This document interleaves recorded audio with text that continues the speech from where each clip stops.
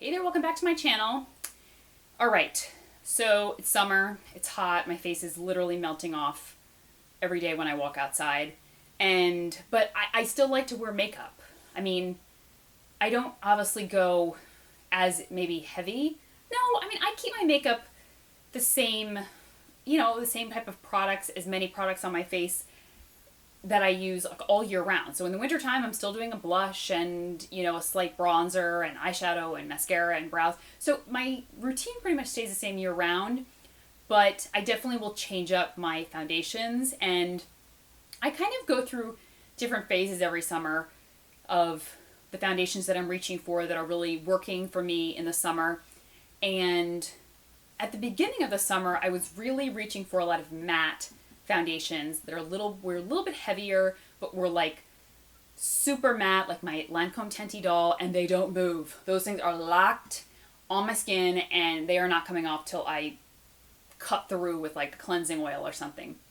But in the latter half of the summer, when it starts to get really hot and humid, you would think I'd want to go for something more matte, but I've actually been reaching for foundations that are really lightweight, give a little bit more of a sheer natural finish to the skin. Some have a slight dewy effect, but I find that using a mattifying primer, my Murad oil-free mattifying primer is like my favorite, or like a great loose powder, I'm able to wear these lighter weight foundations that have a little bit of a freshness to them, or a little bit of a glow to them at the latter half of the summer. So these are the ones that they just stay in my drawer, and I've just been going through them.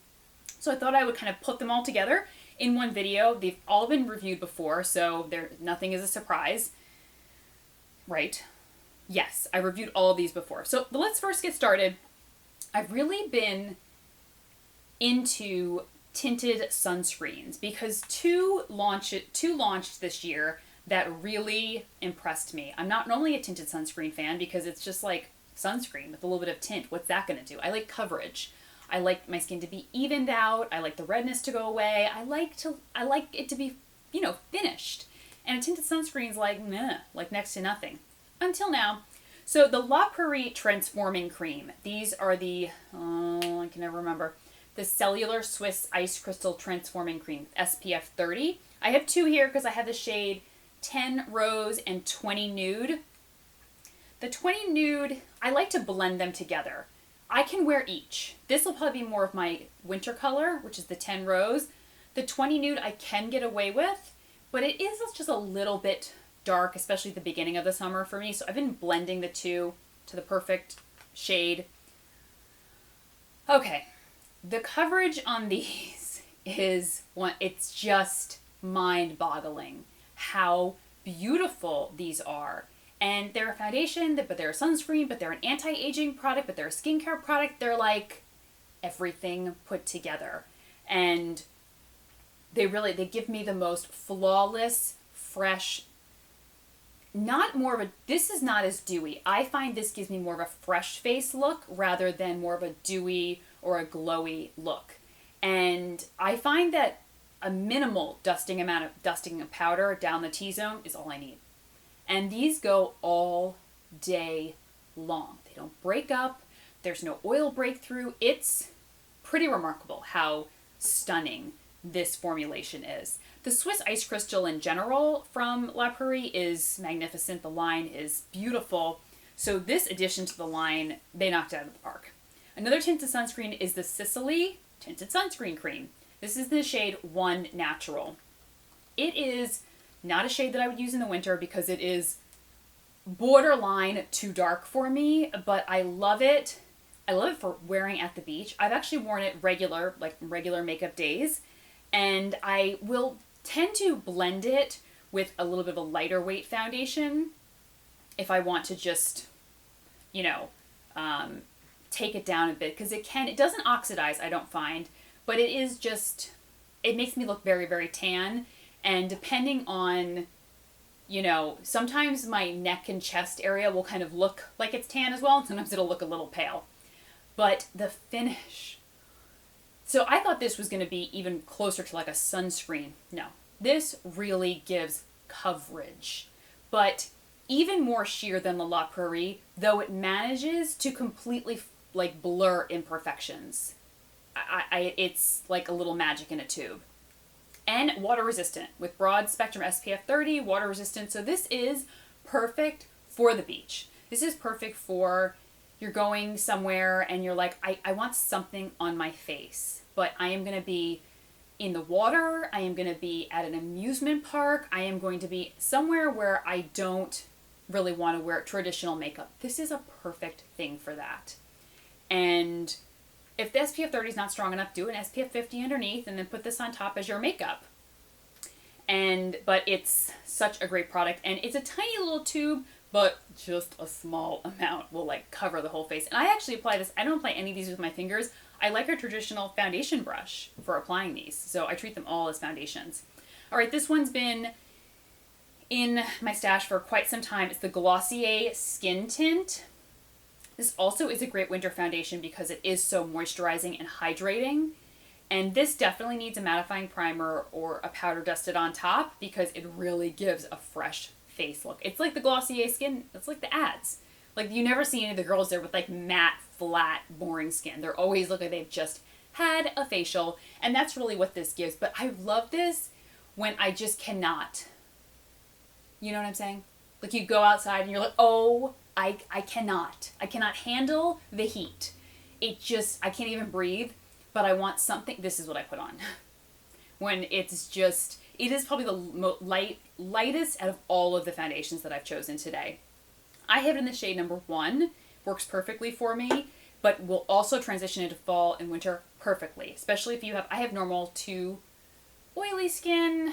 It's definitely more normal than it is oily now, I find. As I'm getting older, it's beginning to normalize a little bit more, and so it's some normal to oily, and then we're moving towards the normal to combination because there's some dry areas. But highly recommend this. Absolutely beautiful. Okay, the Dior Nude Air Foundation. Dior color range, Dior foundation formulations, 2 thumbs up. But the color range, 2 thumbs down. Because I have it in the shade 10010, and they're always a little too dark. They're always a little too orangey, peachy-ish. And so I always hesitate when I go to pick up a Dior foundation, and then I realize, to this day, I haven't tried a Dior foundation that I really didn't love. They are some of the best foundations out there, but the color range, awful. This one in particular, though, it's like those kind of fusion foundations like the YSL Fusion Ink or the Armani Maestro, which neither one worked for me. So I wasn't sure if this one would work because it goes on, it's like a liquidy serum texture, but it's not meant to be super matte. It's supposed to give like a healthy glow to the skin. It manages to give a healthy glow to the skin while still being naturally matte. It's this hybrid that when I don't know what foundation to wear and I'm having a skin day that's kind of like, maybe it's a little dull, maybe it's a little drab, maybe it's a little red, irritated, congested, whatever, I'll pull this out because I am guaranteed a good skin day always with this foundation. And I am probably a third of the way through the bottle, which is very shocking because it takes me so long to go through foundations because I have tons and I love foundation. But that means I really love this one. And it is just, it absorbs into the skin. Not absorbs, you mean it still stays on the skin. It doesn't like sink into your pores. Surprisingly though, my mom didn't like this. She tried this one. She has much more mature skin, a little bit drier skin. Didn't work for her. Thought that was kind of surprising. I figured the healthy glow aspect to it would. That's just a little tip. I have obviously more oilier skin than she does, and it's flawless on me. Especially in the summer, I don't get that shiny from it, which is crazy, but I manage to still have this like fresh radiance about my skin. The Urban Decay Hydrated Complexion Perfector. This is in the shade number 1. I do wish they would go the shade light. It's the lightest shade. I wish there was like an ultra light because it's a little dark. It can oxidize just a bit, but I can still wear it and have it look really nice. I find that it gives pretty good coverage. It's like sheer to medium, and it definitely settles down. And what I love about it is really helps to blur imperfection. So it really helps to perfect the complexion. That's what I notice every time I use this is I'm buffing it in, and I don't see the kind of transformation of my skin until a few minutes later, and then things begin to look very smoothed out, very blurred, very airbrushed, without having a lot of coverage. It tends to get just a hair shiny in my T-zone, just right here and here, like midday, so I'll just touch up with a light powder, but it feels really great on the skin, and it's lightweight enough for the humid weather, and I do still like the slight radiance that it gives my skin. It just makes my skin look very healthy. The Complexion Rescue from Bare Minerals. I'm probably down to here. And that is, we thought I was moving along with the Dior. That's really shocking. I have in the shade Opal 01. It's a perfect shade for me. It is very hydrating, a great texture. Feels very watery. Feels like a water gel when you put it on the skin. You're like, well, this is going to do a little bit of nothing. And then it magically does some stuff on your face. And next thing you know, everything's evened out, all your redness is gone, and your skin looks completely even, but there's hardly any coverage. It's like a little magic tube. And that's what I love about it. So it has SPF 30 in it. I do find, though, that I will, in the hottest of hot summer days, I do like it because it's like cooling. It feels very fresh when I put it on the skin. That's why I tend to gravitate towards this in the summer. Though I do break through with a little bit of oil midday, so a primer is necessary or a powder, but this will wear very well into fall and winter as well. And the hydrating aspect of it is great for the winter months, as well as in the summer months, but in the winter months when it's super cold out and your skin's starting to get really dry, this will be a good one to pull out from your summer collection. Okay, I talked about this foundation and I was like, this is just not for me in the summer and I'm definitely going to like it in the winter. Well, I've been wearing it a ton this summer, ever since I got it. It's the Makeup Forever Water Blend. It's just really beautiful. It goes on the skin, it makes you look like you've just had a facial. It evens things out really well. I have it in the shade Y245. It probably could have gone to Y235. Is that one? Or Y225? I don't know. One shade down from this, because this may be a touch too dark for the winter, but I can always blend it with something a little bit lighter. It feels very refreshing, like the Bare Minerals Complexion Rescue. It has that kind of very watery texture, so it feels kind of refreshing on the skin.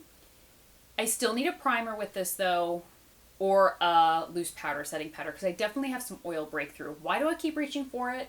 Because it just doesn't feel heavy on my skin. It feels so nice on my skin, and it doesn't oxidize, and my skin just looks even all day long. Like by midday, I don't have any patches of redness. I don't have any discoloration where it's starting to move or things like that. No. I just have to kind of maintain the oiliness, but like I said, I didn't think, I was like, no, this is not for summer. This is definitely for winter for me, blah, blah, blah, blah, blah. And here I am, like, taking my words back and being like, I'm kind of wearing it this summer. Much more than I anticipated. So, and the final one is the Seurat Skin Foundation Wand. So this is what it looks like. You just pump the bottom here, and out it comes in the top in the brush, which the brush is fantastic. Someone asked me, would I use the brush once it's done with other foundations? Yes, if I didn't have, I have quite a large amount of foundation brushes that I've just collected over the years, even from working in the industry for many years. So I wouldn't need to, but this is a good one where if you're done with the foundation, you can just clean out the brush and you can just continue to use the brush with other foundations. That's how great it is. This one is in the shade number 1. It's a little light for me, but I like it because a lot of my foundations for some are a little bit dark for me, so I sometimes like to use this one, and if there's like a bronzing powder that I'm dying to use, I will then like, okay, now's a great time. I can really bronze up my skin. I love this because it's like second skin.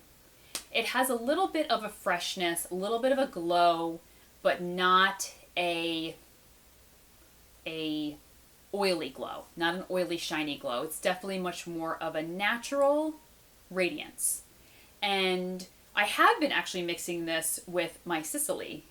I've just kind of liked the two of them blended together because the Sicily has a little bit of that more bronzy aspect to it, and then this is a little bit more a little bit paler. So I don't know, I kind of mixed them together and I've been kind of liking the combo. But this will, especially when I come winter fall, this will be the perfect shade for me. I also love the ease of it. I'm not a big fan of the brush foundations because I always think the foundations are great, the brushes are awful, and I'm like, well, why even bother putting a brush on the top if it's going to be like a really crappy brush? But clearly, that was not the case here. They were like, we're going to make a great foundation and a great brush, and it's going to be like one amazing product. So kudos to them because they really did. So those are my when I can't deal, too hot, too humid, can't even face it foundations. And yeah, like I said, I still like to wear foundation in the blistering heat. I like to kind of have a little bit of a polish, but you can really, you can just do some mascara. You can just dust on. I dust on my Hourglass Ambient Lighting palette, which gives hardly any color, but just a flush to the cheeks and a lip gloss. That way I look pulled together, but I don't feel like I'm really done like I do maybe in the fall and winter. So hope you guys found something new to try. I've talked about a bunch of these before, but I thought it would be really helpful just to kind of reference this in the hot weather, and I kind of grouped all these together. So if you have any questions or you've used any of these, leave me a comment below or let me know what foundation you're loving this summer. And I will talk to you guys soon. Take care. Bye-bye.